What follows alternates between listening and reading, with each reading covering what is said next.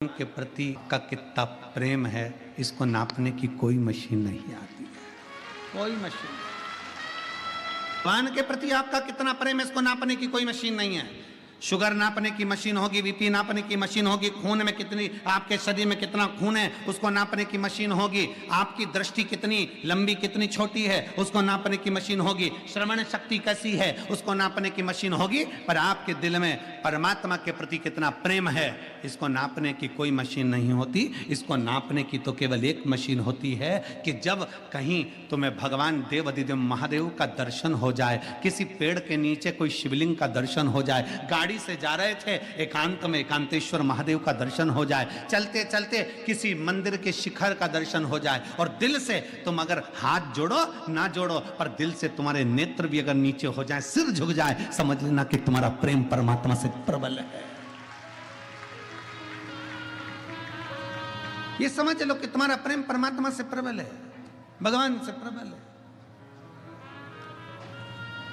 और शंभो शरणे पड़े मांगो घड़ी रे घड़ी, दुख काटो दया करीने दर्शन। कितना प्रेम, ये आपकी वात्सल्यता, ये आपकी करुणता। कल कोई कह रहा था गुरुजी पंडाल में बहुत दूर दूर से लोग आकर रुके। हमने कहा दूर वाले भी नहीं, काशी के लोग भी पंडाल में रुके। स्वयं काशी के लोग भी पंडाल के अंदर महाराज जी रुके हुए हैं। कितने बैठे हो रहे? हाथ उठाओ जरा। ये देखो ये सब काशी वाले। प्रणाम आपको, दंडवत। काशी के भक्तों ने भी ये विचार कर लिया था बार बार आएंगे जाएंगे नहीं, जगह चली गई तो इन्होंने विचार करके बैठे। ये लोग भी अपने साथ बोरिया बिस्तर सब बांध के बड़े प्रेम से अब इनने सोच लिया कि वो प्रयागराज का महाकुंभ तो अपनी जगह पर है जो होगा जनवरी फरवरी में, पर इन्होंने सोच लिया काशी का कुंभ भी एक बार देख लें तो ये जीवन का एक आनंद ही हो जाएगा। जीवन का आनंद काशी का कुंभ है।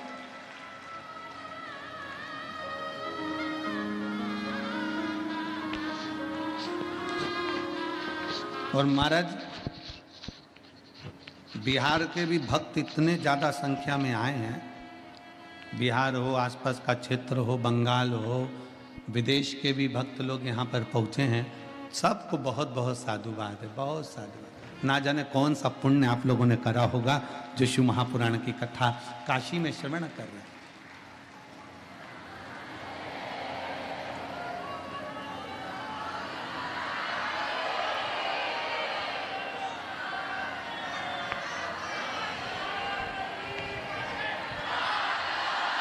काशी वालों, ओ काशी की जीजियों, ओ काशी के जी जाऊं, घर जाके नजर उतरवा लेना पक्के में। कोई पुण्य है प्रबल आपका और हमारा। पहुंच गए अपने बाप के घर, अपने पिता के घर, अपने पिता के घर। और जब अब एक बात आप लोगों से कहें, हर कथा में आपको बाबा से कहना पड़ता था, हर कथा में आपको बाबा से कहना पड़ता था कि बाबा हम आपकी कथा सुनने के लिए आए हैं, हमारा ऐसा कार्य करते हैं। यहाँ कहना नहीं पड़ता, बाप बाप होता है, चेहरा देखकर समझ जाता है कि क्या देकर भेजना। बाप बाप होता है, चेहरा देखकर पहचान जाता है कि क्या करना है, क्या करना। इसी काशी में वो जीजी बैठी हुई हैं, पूर्व में कथा कराई थी।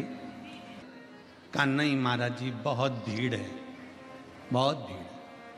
अच्छा हाँ, फिर दर्शन करना चाहिए पर भीड़ के कारण दर्शन नहीं हुआ। तीसरे दिन आपकी कथा सुनती हूँ तो मैंने विश्वनाथ जी से कह दिया तेरी बेटी आई है, क्या बिना दर्शन के भेज देगा? क्या बिना दर्शन के भेज देगा? 3 दिन गुरुदेव कथा सुनकर मैं पंडाल से विश्वनाथ जी की गली में पहुंची और बाबा से मैंने कहा बाबा क्या मुझे बिना दर्शन के भेज देगा? गुरुदेव, एक पुलिस का सिपाही, इस उत्तर प्रदेश पुलिस का कोई सिपाही हेलमेट लगाया था, उसने आते से मुझसे कहा, माँ तुझे दर्शन हो गए कि नहीं हो गए? मैंने कहा नहीं हुए, 3 दिन से दर्शन नहीं हुए। और पुलिस का सिपाही मुझे हाथ पकड़कर विश्वनाथ जी के सामने ले जाकर खड़ा कर दिया और दर्शन कराकर भेज दिया। पुलिस का सिपाही, उस माँ की आंखों में, वो माँ कहती है कि मैं विश्वनाथ को देखूं कि वो पुलिस के सिपाही को देखूं? मैं विश्वनाथ जी का दर्शन करूं कि उसका दर्शन करूं?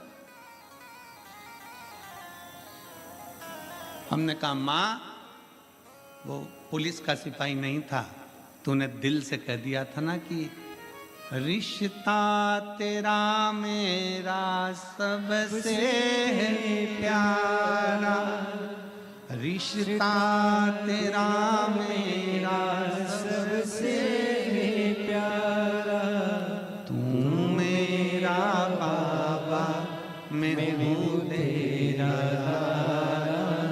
मैं हूँ तेरा, तू मेरा बाबा मैं हूँ तेरा, मैं हूँ तेरा। माँ तूने दिल से कह दिया था ना कि हमारा रिश्ता है, इसलिए वो पुलिस वाला नहीं था, वो तो विश्वनाथ ड्रेस पहनकर बाहर आकर लेकर अंदर चले गया। वो शिव है।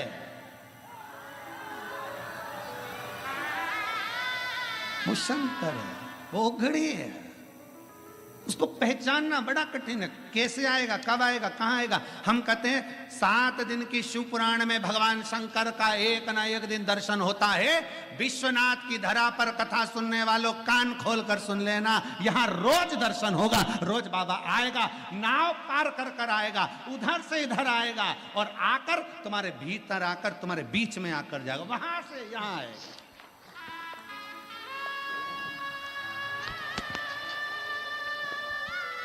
तेरे मंदिर में आना मेरा काम है और मेरी बिगड़ी बनाना तेरा काम है।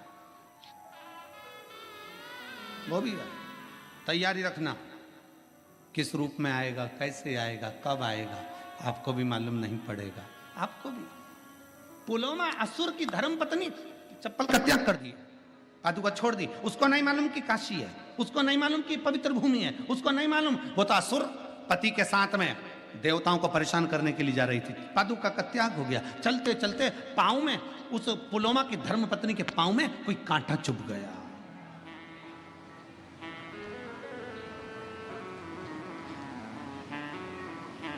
पुलोमा की धर्म पत्नी के पांव में कांटा चुभ गया। उसको ज्ञात नहीं है कि यह काशी है। काशी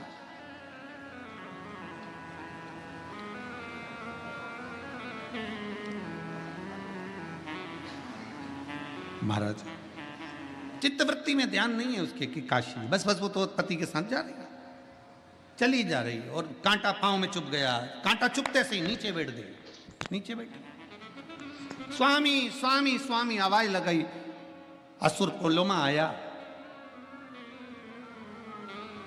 और असुर पुलोमा ने अपनी पत्नी को कहा, क्या हो गया तुमको?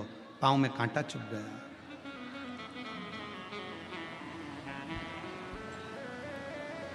पति ने कांटा निकलवाया। पत्नी का पांव का कांटा निकल कर फेंका। पत्नी पुलोमा की धर्म पत्नी ने विचार कर लिया, मैं यहां से निकल कर जा रही हूं, मेरे पांव में कांटा चुभ गया, कोई निकल कर जाता होगा, उसके पांव में कितने कांटे चुभते होंगे। मैंने तो पादुका का अभी त्याग करा है, मैंने अपनी चप्पल का भी त्याग करा है, मेरे पांव में कांटा चुभा तो कितने के पांव में कांटा चुभा होगा, कितने के पांव। पुलोमा आगे आगे चलता है। पुलोमा की पत्नी, काशी की धरा उसको नहीं मालूम कि ये काशी है। वो बस कांटों को बीनती बीनती उन कांटों को अपनी झोलियों में भरती जाती और एक जगह ले जाकर छोड़ती जाती, भरती जाती, एक जगह ले जाकर छोड़ती जाती, भरती जाती, एक जगह ले जाकर छोड़ती जाती। उसको क्या मालूम था कि काशी की धरा पे से कांटे भी चुनकर फेंक दिए तो तेरी झोली कैसे खाली रह सकती है। और पुलोमा की संतान नहीं थी, पर वो कांटे भी चुनकर फेंके तो पुलोमा की धर्म पत्नी का गर्भ ठहर गया। पुलोमा प्रसन्न हो गया कि आज मेरी पत्नी का गर्भ ठहर गया। जिस पत्नी के गर्भ के लिए तो मैं देवताओं को परेशान करता हूं, जिस पत्नी के गर्भ के लिए मैं देवताओं को कष्ट देता हूं, कि देवताओं ने मेरे भाग्य में, मेरी पत्नी के भाग्य में औलाद नहीं लिखी, मेरे पत्नी के भाग्य में संतान का सुख नहीं लिखा। एक पत्र है,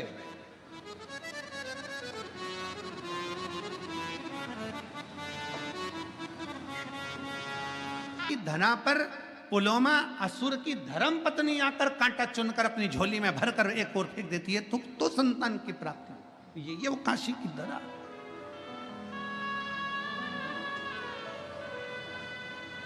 ये वो काशी की पुण्य भूमि है।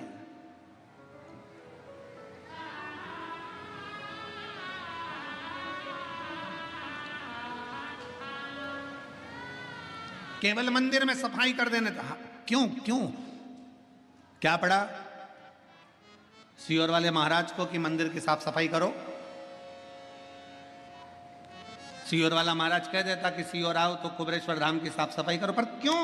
कि आपके नजदीक में जो शंकर का मंदिर है, आपके मंदिर में जो शिवालय है, आपके नजदीक में जो शंकर की चौखट है, शंकर भगवान का ओटला है, मंदिर है, देवालय, ऐसा कोई भी तुम्हारे मंदिर पास में लगा हुआ है, उस मंदिर में रोज जाओ, सफाई करो, झाड़ू लगाओ, पोछा लगाओ, तुम्हारा मन पड़े जितनी निर्मलता से उसको निर्मल कर दो, साफ कर दो। शिव की चौखट को साफ करें। क्यों? एक पत्र, गंगा जी का तट है, विश्वनाथ जी की भूमि है, सतुआ बाबा जी की पवित्र गौशाला का पावन प्रांगण है।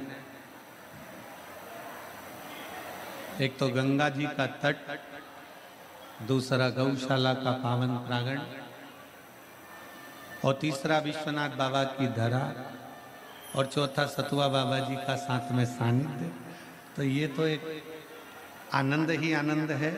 बड़े भाव से दिल से बाबा से प्रार्थना करिए, सबको साथ में बोलना है, बाबा से दिल से प्रार्थना करना है। कहते हैं शिव महापुराण के पंडाल में बैठकर जो मांगा जाता है, बहुत सारे पत्र हैं, बहुत पत्र हैं, केवल पंडाल में बैठकर बाबा से जो कहा जाता है वो बाबा कैसे देता है, उसके पत्र बहुत पत्र। आप दिल से बाबा को प्रार्थना करिए, दिल से विनय करिए, दिल से निवेदन करिए, सब साथ में बोलेंगे।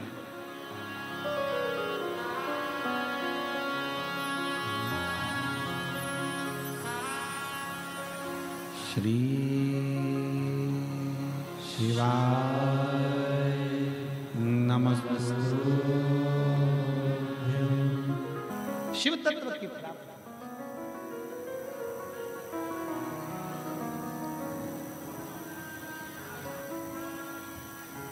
शिव तत्व की प्राप्ति बाबा देवाधिदेव महादेव से अपने मन का भाव करें। जाओ शंकर के मंदिर में जाइए, चौखट पर जाइए, झाड़ू लगाइए, उसकी सेवा करिए, उसकी आराधना करिए, उसकी चाकरी करिए, उससे जाकर विनय करिए, उससे जाकर निवेदन करिए। सुनेगा क्यों नहीं सुने? उससे विनय करोगे वो सुनना प्रारंभ, उससे प्रार्थना करोगे वो सुनना प्रारंभ करेगा। शिव महापुराण की कथा कहती है, उसके दरवाजे की चाकरी, उसके दरवाजे की चाकरी कभी खाली नहीं जाती। बोल बम का नारा है, उसकी चाकरी खाली नहीं जाएगी। पुलोमा असुर की धर्म पत्नी ने कांटे बीने और बाबा ने उसकी झोली में एक संतान दे दी। कितना साल?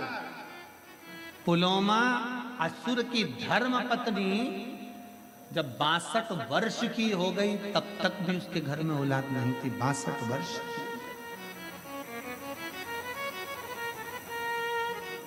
और भगवान जब कृपा करता है, भोले बाबा जब करुणा करते हैं, शिव जब कृपा करता है तो साधारण कृपा नहीं करता।